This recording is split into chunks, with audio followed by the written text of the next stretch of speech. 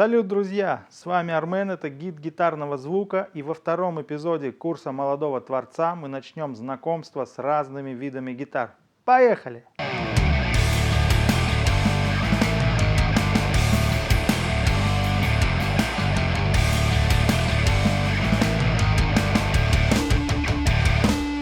На сегодняшний день рынок гитар просто необъятен, и попытаться рассказать обо всем в одном ролике было бы совершенно бессмысленно. Поэтому мы начнем с рассмотрения ключевых спецификаций 5 наиболее распространенных гитар и после чуть подробнее обсудим их характерные особенности. Первая гитара – Telecaster. Дека у нее изготовлена из ясеня, гриф из клена, он крепится на болтах. Бридж фиксированный, струны пропускаются через корпус для большего сустейна. Оснащена гитара двумя звукоснимателями типа сингл, распаянными на трехпозиционный переключатель, с одной общей громкостью и одним общим тоном. Вторая гитара Stratocaster. Корпус у нее выполнен из ольхи, гриф из клена с палисандровой накладкой. Он крепится на болтах. Здесь у нас винтажная тремоло. 3 сингла, распаянных на 5-позиционный переключатель, одна общая громкость, отдельный тон для первых двух датчиков и отдельный для бриджевого. Третья гитара Les Paul. У нее дека изготовлена из махагона с кленовым топом, вклеенный гриф из махагона с палисандровой накладкой. Здесь фиксированный датчик и 2 хамбакера, распаянных на трехпозиционный переключатель с отдельными громкостью и тоном для каждого датчика. Четвертая гитара PS335, в народе джазовая банка. У нее корпус изготавливается из клена, вклеенный гриф из махагона с палисандровой накладкой, тоже фиксированный бридж и 2 хамбакера на трехпозиционном переключателе с отдельными громкостью и тоном для каждого датчика. И пятая гитара японский RG. Корпус выполнен из липы, гриф из клена с палисандровой накладкой, крепится на болтах. В качестве бриджа здесь Floyd Rose, запирающийся с двух сторон. Хамбакер сингл хамбакер, распаянный на 5-позиционный переключатель, общая громкость и общий тон. Маленький дисклеймер. Конкретно эта гитара выполнена не из липы, но обсудить я хочу именно липовый инструмент, потому что они больше распространены. Теперь обсудим ключевые особенности, присущие описанным выше моделям. На мой взгляд, материал, из которого изготовлена гитара, является самой важной спецификацией. Поэтому мы начнем погружение в вопрос именно со знакомства с тембральными характеристиками 5 пород дерева, упомянутых ранее. Начнем с ясеня. Он имеет яркий тембр и выраженную верхнюю часть спектра АЧХ. Стилистически многолик и универсален. Например, если в ясеневый корпус вставить винтажные звукосниматели, мы получим прекрасный чистый звук и сочный лоу-гейн. И наоборот, если поставить хамбакеры с высоким выхлопом, такая гитара отлично подойдет для тяжелых стилей. Также из ясеня изготавливаются корпуса для 7 и 8 струнных гитар с удлиненными мензурами. Вторая порода ольха имеет чуть более теплый тембр с выраженной верхней серединой. Стилистически похожа на ясень и в зависимости от датчиков может использоваться как для фанка и блюза, так и для джента и металла. Третья порода махагон или красное дерево. Это тяжеловес тембрального характера с глубоким низом и акцентом в нижней середине спектра. Низковыхлопные датчики на гитаре из махагона можно использовать для джаза или рока старой школы, а мощные для дума, трэш-металла и подобных стилей. Четвертая порода клен. Чаще всего используется для изготовления корпусов акустических, полуакустических гитар и топов на деке из самых разных пород дерева. Тембрально схож с ясенем, если не ярче. Встречается в очень разных стилях в зависимости от варианта использования. И пятое – липа. Появилось в гитаростроении гораздо позже предыдущих пород дерева.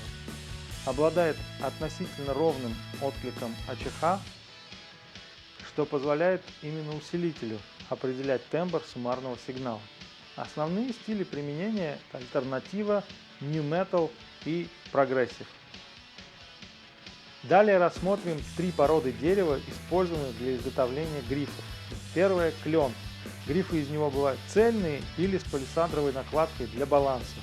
Палисандр имеет гораздо более теплый тембральный отклик и благодаря своей твердости используется в качестве накладки как на кленовые, так и махагоновые грифы. Такие грифы, махагон плюс палисандр, отлично дополняют деки из махагона и часто встречаются на акустических и полуакустических гитарах для получения более сбалансированного тембра. А сейчас обсудим ключевые отличия трех видов крепления грифа к корпусу гитары. Первый вид – крепление на болтах. Упрощает изготовление и ремонт гитары, а в звуке дает характерный щелчок и выраженную атаку в стаккатных партиях. Второй вид – клееный гриф. Наоборот, дороже в изготовлении и обслуживании, а в звуке способствует увеличению сустейна и певучести гитары. И третий вид – сквозной гриф. По сути, продолжает идею вклеенного, так как и бридж, и колки, и звукосниматели установлены на одном куске дерева, а боковины, формирующие корпус, определяют тембр инструмента в зависимости от выбранной породы дерева. Описанные выше спецификации принципиально важны при выборе инструмента, так как если датчики поменять можно, то для изменения породы дерева или конструкции крепления грифа проще продать гитару целиком и купить другую. Сейчас на рынке встречается множество копий классических электрогитар, изготовленных в Японии, Корее, Индонезии и так далее. И среди них попадаются несоответствия канонам, например, Les Paul или SG с болчеными грифами.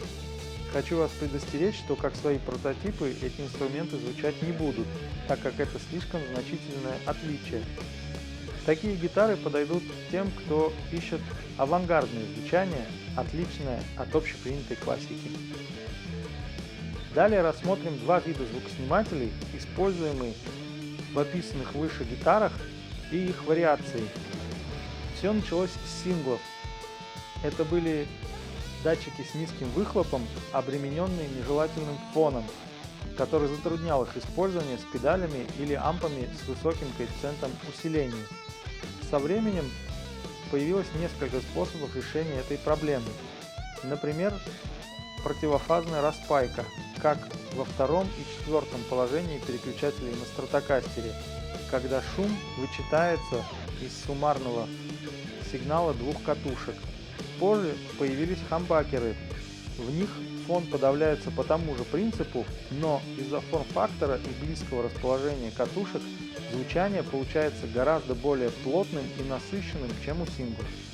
Позже появились бесшумные синглы, они же стековые хамбакеры, где в одном датчике встраивается вторая катушка в противофазе, которая позволяет избавиться от фона, но по звучанию они больше похожи на синглы.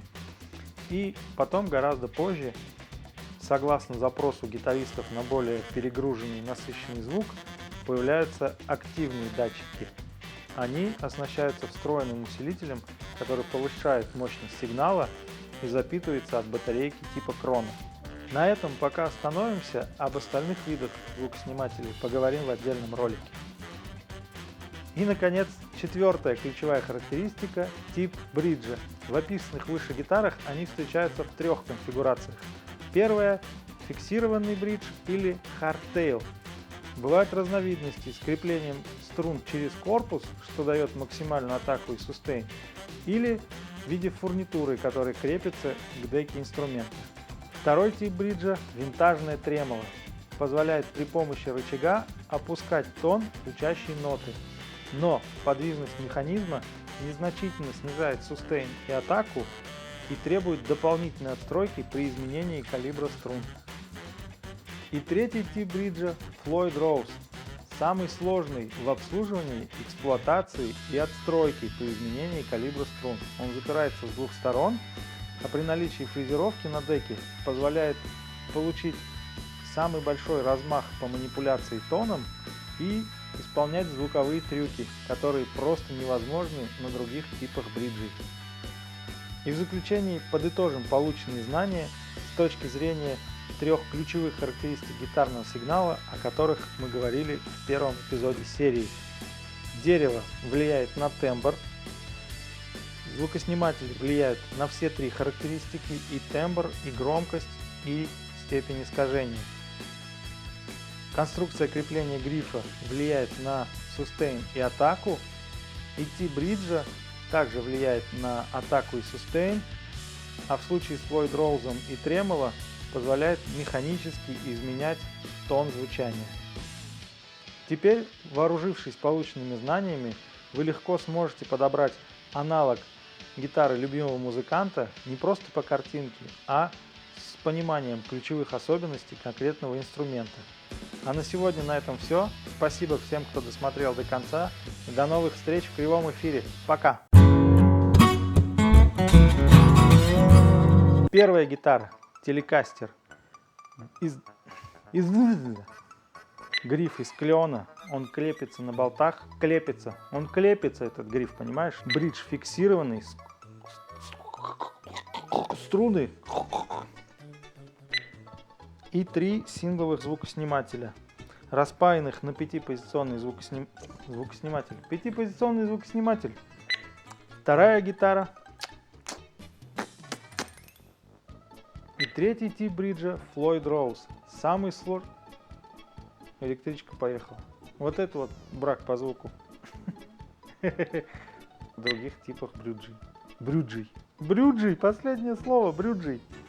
А сейчас обсучим. Великолепно. Просто. Это было, да? Ну, вроде было же. Да, это было.